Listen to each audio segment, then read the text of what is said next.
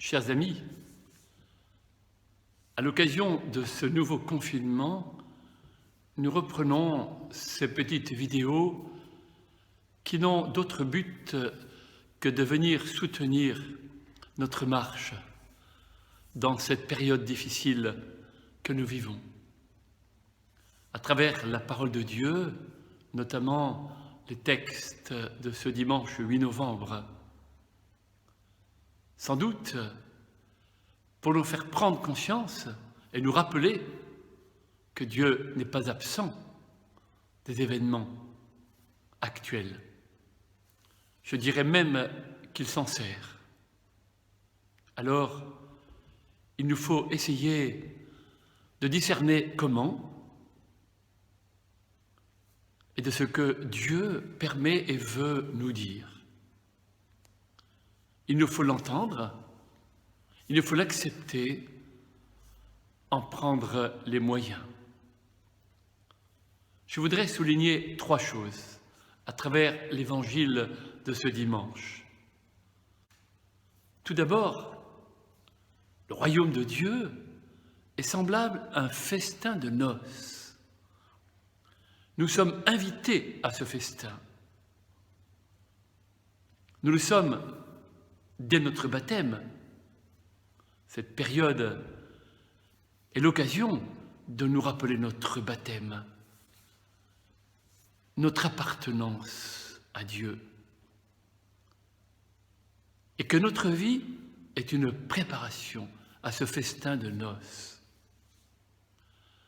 En deuxième lieu, il faut nous préparer à l'entrée de ce festin pour être prêts lorsque l'époux vient nous chercher, pour avoir la robe nuptiale, pour avoir de l'huile dans la lampe de notre vie. L'huile, c'est un cœur ouvert. L'huile, c'est un cœur purifié. C'est être habité par la charité, par les bonnes actions, par la générosité. Et en troisième lieu, ce que souligne bien l'évangile de ce dimanche en Matthieu 25, il nous faut être vigilants et prendre les moyens, avoir de l'huile dans notre vie.